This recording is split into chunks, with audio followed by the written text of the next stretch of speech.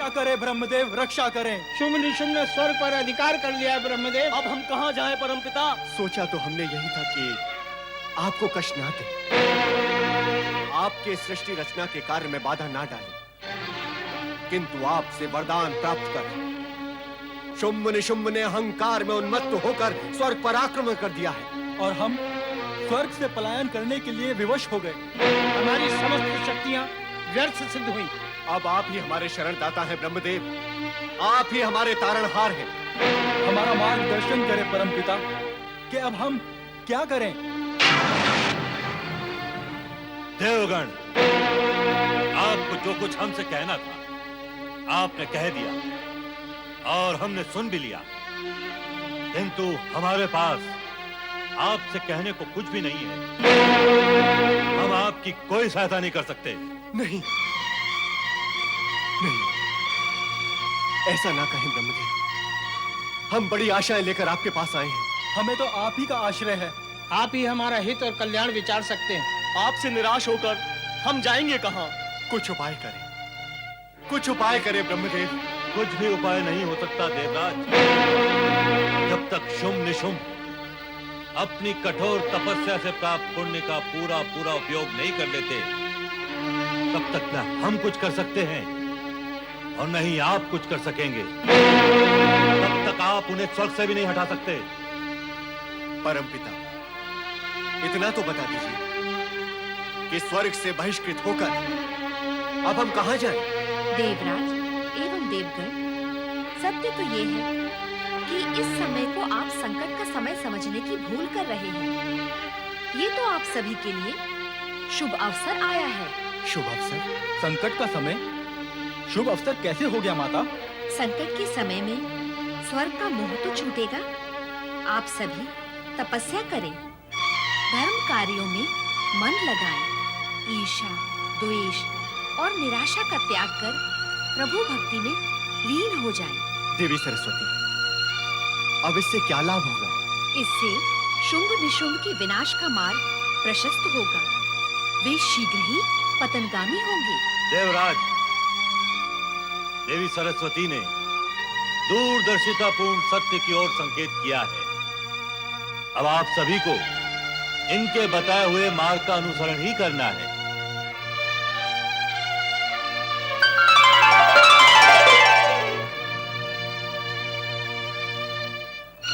इस बार तो ब्रह्मदेव ने हमारी सारी आशाओं पर पानी फेर दिया है।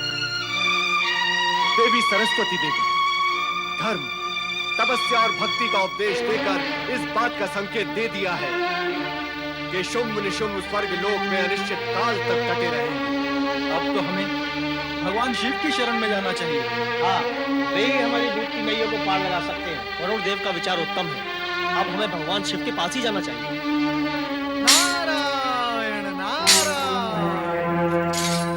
मेरे विचार से आपका विचार उचित नहीं है। क्यों? उचित क्यों नहीं है? भगवान शिव तो सभी का कल्याण करते हैं। भोलेनाथ कभी किसी को निराश नहीं करते। आप हमें वहां जाने से क्यों रोक रहे हैं देवर्षि? देवर्षि, भगवान शिव की शरण में जाने से किसी को क्या आपत्ति हो सकती है? देवराज, ये तो आप जानते ही होंगे कि भगवान भोलेनाथ और माता पार्वती कुछ समय पूर्व कैलाश का त्याग कर मंदराचल जा बसे हैं और अब माता पार्वती मंदराचल का त्याग कर अज्ञातवास में चली गई है और भगवान भोलेनाथ वैराग्य भाव के वशीभूत होकर समाधि में लीन हो गए हैं। ऐसी स्थिति में उन्हें समाधि से जगाना उनके क्रोध को निमंत्रण देना है। इसीलिए उनके पास जाने का विचार त्याग दें। यही आपके हित में होगा। देवर्षि, आपने हमारा हित चिंतन करके हमें वहां जाने से रोका, इसके लिए हम सभी आपके आभारी हैं। किंतु आपका कार्य अभी तक अपूर्ण है। अपूर्ण है? मेरा कार्य अपूर्ण है? नारायण नारायण, तो फिर ये पूर्ण कैसे होगा देवराज? वो तब होगा जब आप हमें चिंता से उभरने का उपाय बताकर हमारा मार्गदर्शन करेंगे और हमें संकट से निकलने का मार्ग बताएंगे। नारायण नारायण, आप भी लीला रचाने लगे देवराज। सोचता हूं, हाँ, आपको संकट से बाहर निकलने का मार्ग चाहिए और संकट से पार लगाने में भगवान श्री हरि विष्णु अत्यंत कुशल हैं। आपको उन्हीं की शरण में जाना चाहिए। हम ऐसा ही करेंगे देवर्षि, किंतु श्री हरि के पास चलने के लिए हमारा नेतृत्व आपको करना होगा। नेतृत्व अर्थात आप मुझे अपना नेता बनाना चाहते हैं। शिव शिव शिव शिव शिव शिव शिव शिव शिव। मैं आपके कल्याण की सोच रहा हूं और आप मेरा अमंगल करना चाहते हैं, मुझे नेता बनाकर। देवर्षि, आपके नेता बनने से किसका और कैसा अमंगल होगा? मेरे नेता बनने से किसका अमंगल होगा, कैसे अमंगल होगा, ये जानना चाहते हैं आप? तो ये बताने में देवराज मुझे युग बीत जाएंगे, युग, फिर भी मैं सब कुछ नहीं बता पाऊंगा। किंतु आपके कल्याण के लिए यदि मुझे देव, दानव, मानव, गाय, बैल, चूहा, छछु कुछ भी बनना पड़े, मैं सहर्ष बन जाऊंगा, किंतु आप मुझे नेता ना बनाएं। देवर्षि, मेरा अभिप्राय है कि बस देवराज, बस आपका अभिप्राय स्पष्ट हो चुका है। आप मुझे नेता बनाना चाहते हैं। कोई प्रलोभन, कोई भी कारण, कोई भी भय मुझे नेता नहीं बना सकता। देवराज, ये सृष्टि जब तक अपनी स्थिति में है तब तक मुझे कोई नेता नहीं बना सकता। देवर्षि, देवर्षि, आप तो व्यर्थ ही उत्तेजित हो गए। ऐसा लग रहा है मानो मैंने नेतृत्व की बात कहकर आपको अपशब्द कह डाले या आपका अपमान कर दिया। देवराज, आप स्थिति को समझ नहीं रहे हैं। आप जगत के किसी भी प्राणी से ये पूछकर देख लें कि क्या वो नेतृत्व करना चाहेगा, अर्थात क्या वो नेता बनना चाहेगा। पूछ मत लेना देवराज, आप कष्ट में पड़ जाओगे। और क्यों? क्योंकि विषय गंभीर होकर दिशा बदल रहा है देवराज। आपके इस क्यों का उत्तर मैं समय आने पर अवश्य दूंगा, किंतु इस समय आप भगवान श्री हरि विष्णु की शरण में जाएं, यही उचित होगा। देवर्षि, तो आपने निर्णय कर ही लिया है कि आप हमारे साथ श्री हरि के पास नहीं जाएंगे। नारायण नारायण, आप समझते क्यों नहीं देवराज? यदि मैं आपके साथ चलूंगा तो भगवान श्री हरि विष्णु मुझे ही देखते रहेंगे, वे आपकी ओर ध्यान ही नहीं दे पाएंगे, क्योंकि मैं उनका परम भक्त हूँ। उचित यही होगा कि आप स्वयं जाकर अपनी वेदना का निवेदन करें।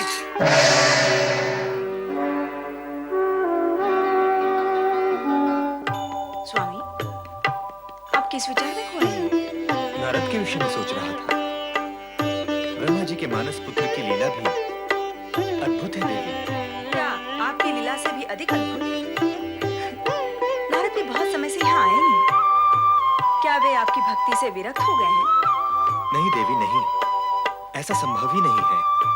नारायण, नारद और भक्ति, ये तीनों विभिन्न नामों में विभक्त अवश्य हैं, किंतु तात्विक दृष्टि से ये तीनों एक ही तत्व के नाम हैं। नारायण का नाम और भक्ति नारद के अस्तित्व का अंग है देवी। यदि यही सत्य है, तो इतने अधिक समय तक उनके यहाँ न आने का कारण क्या है?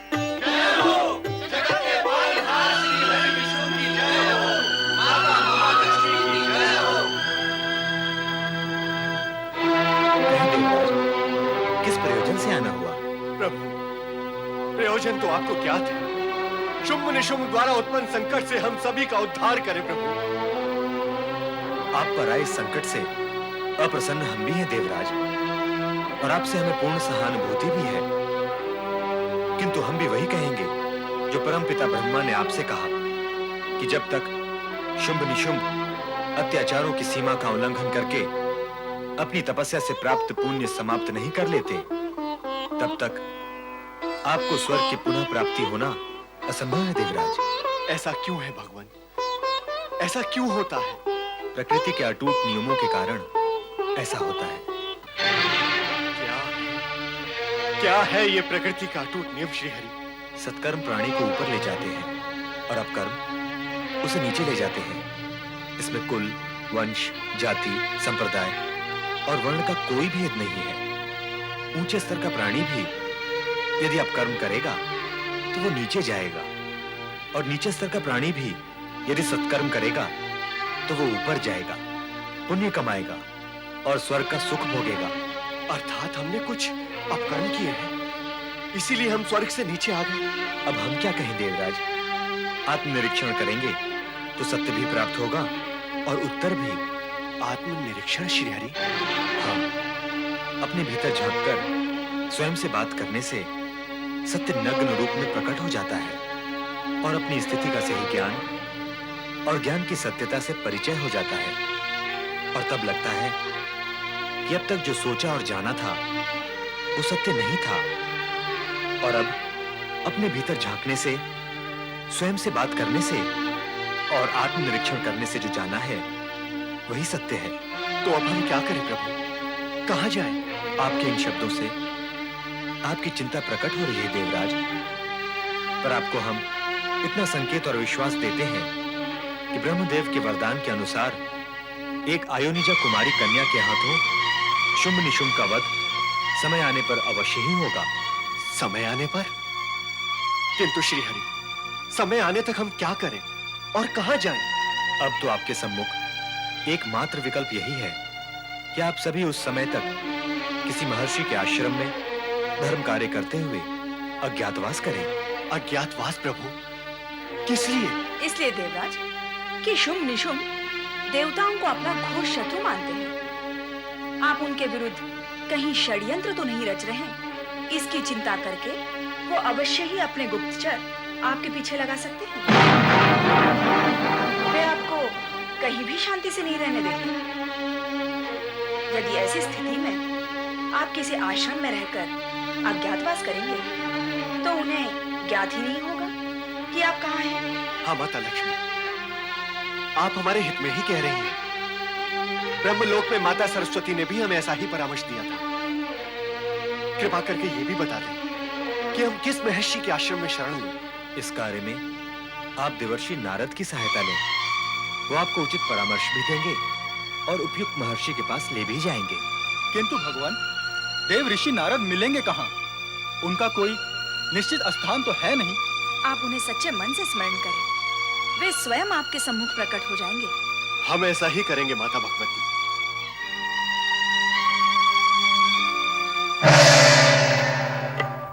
देवी कमला, आपने अभी अभी सच्चे मन से देवर्षि को स्मरण किया, परंतु वो तो प्रकट नहीं हुए।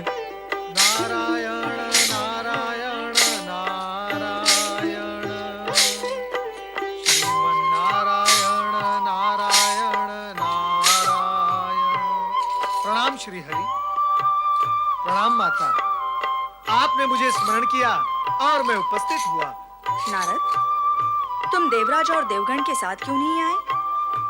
माता, यदि मैं उनके साथ आता तो आपके परामर्श पूर्ण आदेश के अनुसार मुझे इसी समय किसी महर्षि के पास जाना पड़ता और मैं स्वयं नहीं जानता कि उन्हें कहां ले जाना है। नारायण नारायण। नारद, अब तुम्हें ये कष्ट नहीं उठाना पड़ेगा। तुम यहाँ हो, जब वे तुम्हें कहीं नहीं पाएंगे तो स्वयं ही अपनी शरण स्थली ढूंढ लेंगे। आपकी लीला अपार है प्रभु। नारद, हमारी लीला अपार होती है तो तुम्हारी लीला साकार। लीला कुछ न कुछ तो होती ही है।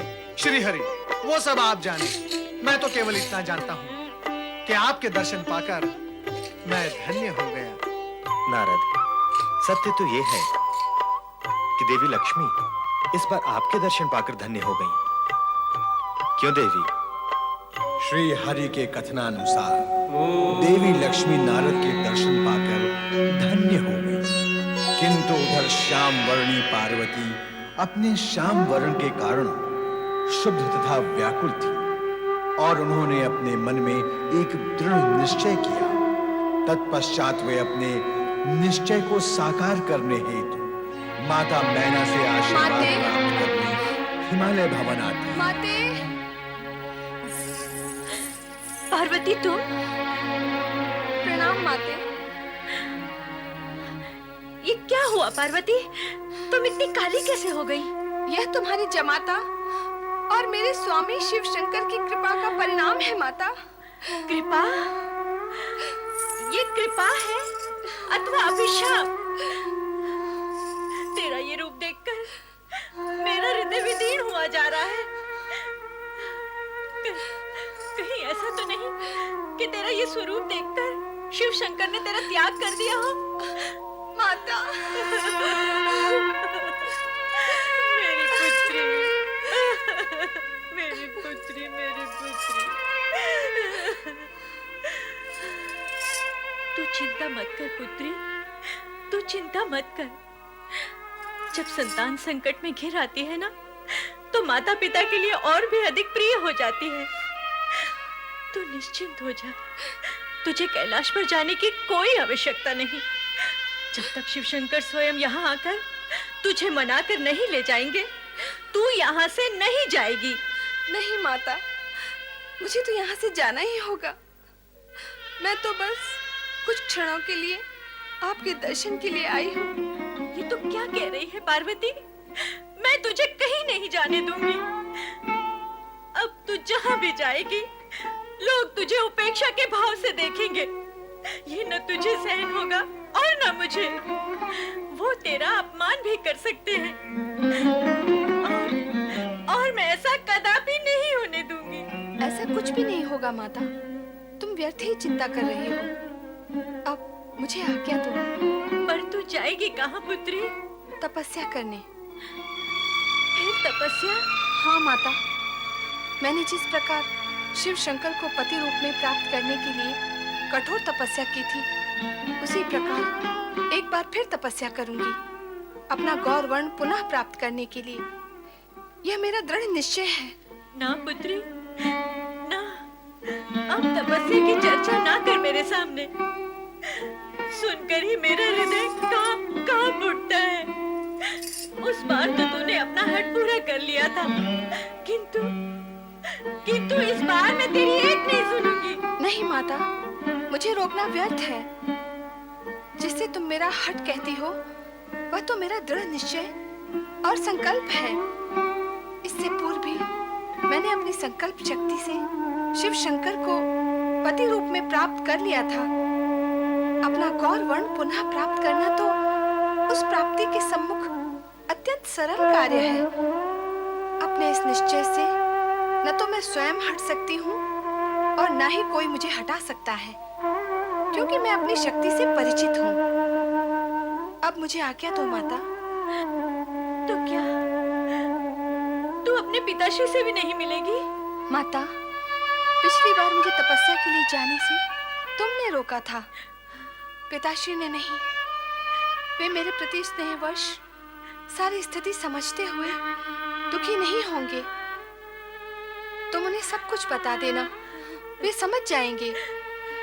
प्रणाम माता, अब मैं विदा लूंगी।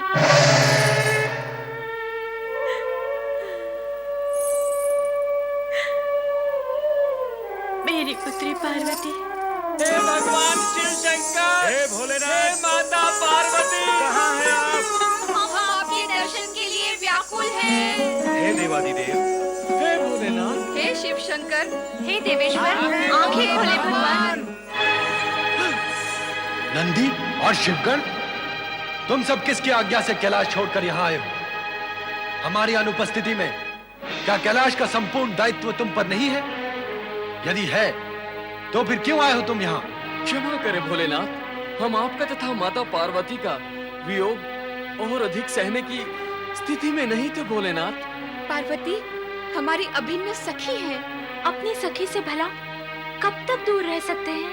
हमारी सखी से हमें शीघ्र ही मिलवा दे, हे शिव शंकर। तुम्हारी सखी पार्वती हमसे आज्ञा लिए बिना ही यहाँ से जा चुकी है, इसलिए अब तुम्हारा उससे यहाँ मिलना संभव नहीं है। हम बार बार अपनी ध्यान समाधि में विघ्न नहीं चाहते, इसलिए तुम सब भी अब यहाँ से जा सकते हो। भगवान भोलेनाथ तो समाधि में चले गए। न जाने देवी पार्वती कहाँ होंगी।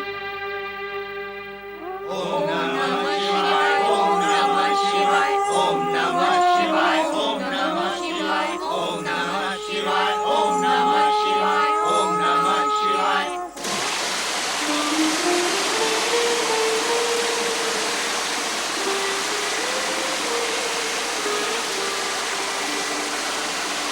नमः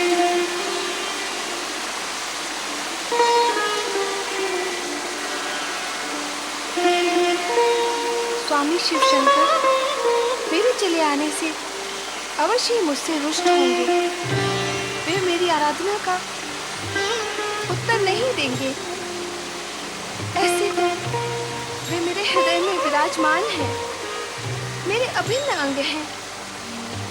मेरे हृदय की उमड़ती भावनाओं से वे अछूते नहीं रह सकते। इसलिए अब मैं आराधना करूंगी ब्रह्मा जी की। मैं अपनी तपस्या के बल पर ब्रह्मा जी को अपना गौरवर्ण पुनः प्रदान करने के लिए विवश कर दूंगी।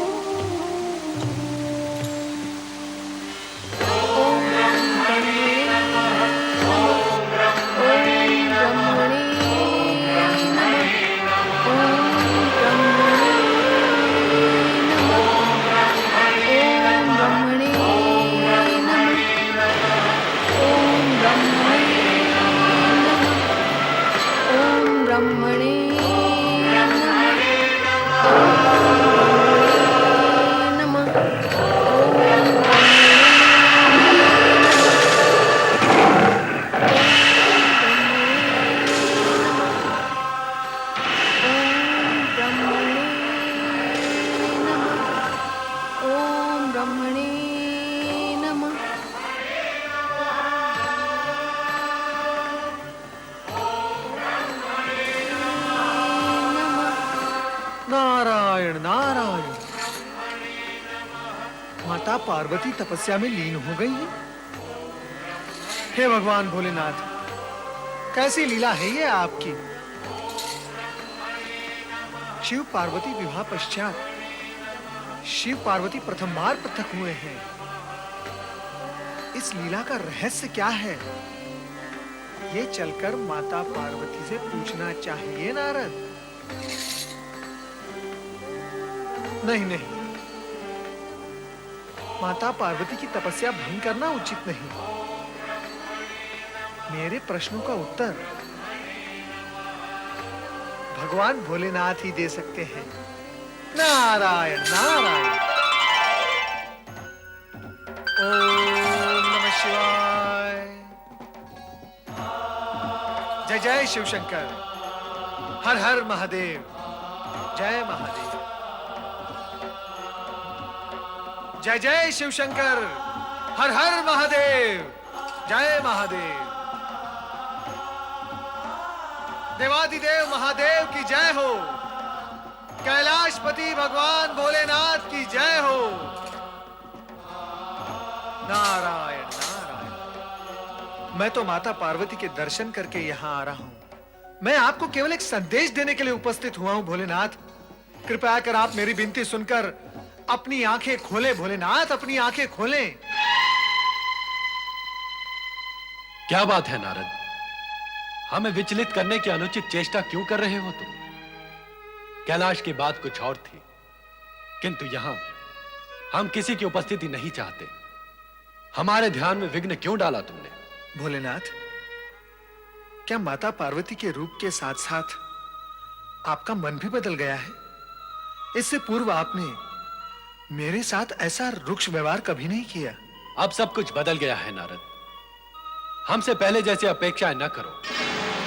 यदि तुम हमारे दर्शन ही करना चाहते थे तो वो कार्य पूर्ण हुआ। अब तुम जाओ और हमें एकाकी छोड़ दो। भोलेनाथ, भोलेनाथ, माता पार्वती फिर से ध्यान में मग्न हो गई हैं। वो फिर से तपस्या करने लगी हैं। कृपया कर आप उन्हें मना लें भोलेनाथ, और उन पर जो अन्याय हुआ है उसे आप समाप्त करें। कैसा अन्याय? भोलेनाथ, गौरी माता श्याम वर्ण की हो गई हैं।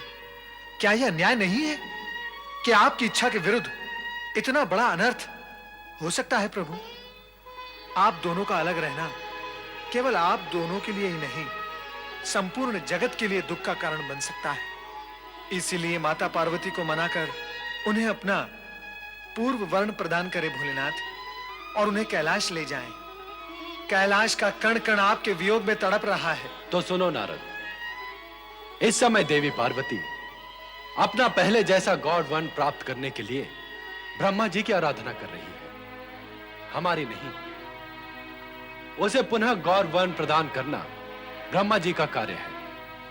फिर भी तुम्हारी विनती पर हम ध्यान अवश्य देंगे, क्योंकि तुम हमारे प्रिय भक्त हो। ओम नमः शिवाय। ओम ब्रह्मणे नमः। ओम ब्रह्मणे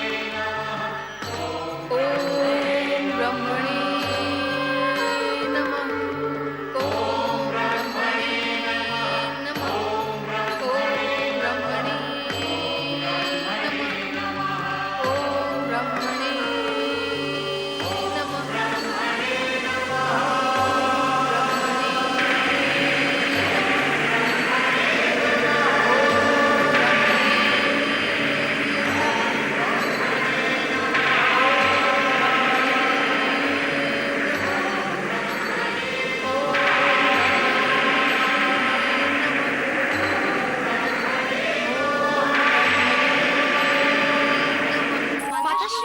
माताश्री, प्रणाम माताश्री।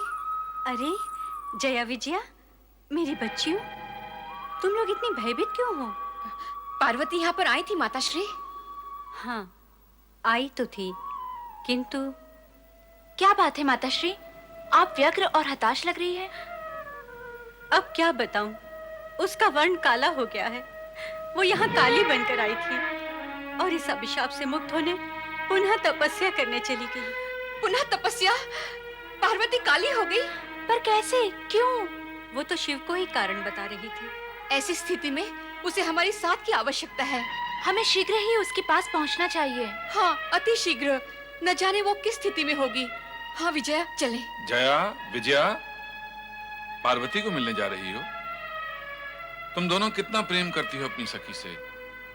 पार्वती यहाँ आई, अपनी माँ से मिली, किंतु हमसे मिले बिना चली गई।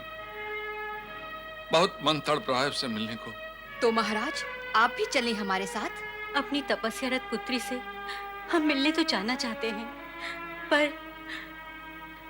पर उसे कैसा लगेगा? पार्वती हमारी पुत्री है महारानी, उससे मिलने का हमें अधिकार है। आओ, हम सब उससे मिलने चलें। आओ।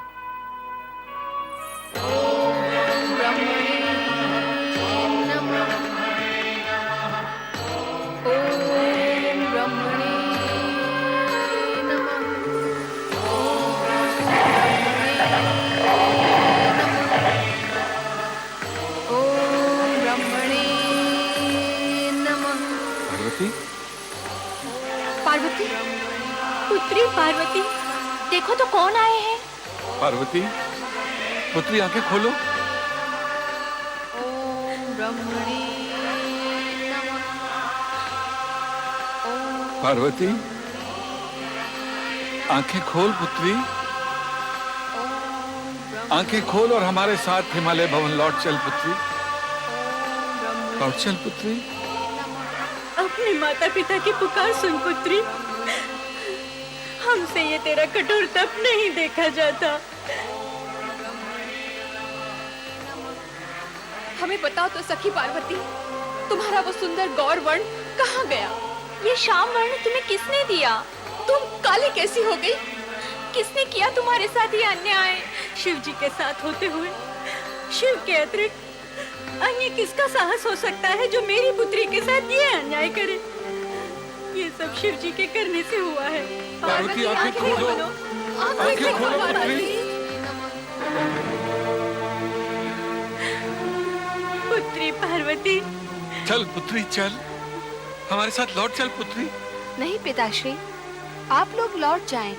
मैं आपके साथ नहीं चल सकती। तुझे अपने साथ लिए बिना हम अकेले कैसे लौट सकते हैं पुत्री? पुत्री पार्वती, तू हमारे साथ क्यों नहीं आ सकती? मैंने दृढ़ निश्चय कर लिया है माता कि जब तक मैं अपना गौर वर्ण प्राप्त नहीं कर लूंगी, तब तक तपस्या करती रहूंगी। इसीलिए आपसे प्रार्थना करती हूँ कि आप लोग लौट जाएं। मैं तो तुम्हें छोड़कर नहीं जाऊंगी। मैं भी यहीं रहूंगी तुम्हारे साथ। तुम इस प्रकार मेरे एकांत को भंग करोगी तो मेरी तपस्या कभी पूर्ण नहीं हो पाएगी। यदि तुम मेरा हित चाहते हो तो मुझे मेरी तपस्या पूर्ण करने दो और तुम यहाँ से लौट जाओ। ब्रह्मदेव को मेरी तपस्या का उत्तर देना ही होगा। किंतु पुत्री, माता, जब तक मैं अपना गौर वर्ण पुनः प्राप्त नहीं कर लूंगी, यहाँ से नहीं हटूंगी। मैं जानती हूँ अपनी पुत्री को, वो अपना हट नहीं त्यागेगी। हम भी अपनी पुत्री के स्वभाव से भली भांति परिचित हैं महारानी। इसके निश्चय के आगे कोई कुछ नहीं कर सकता।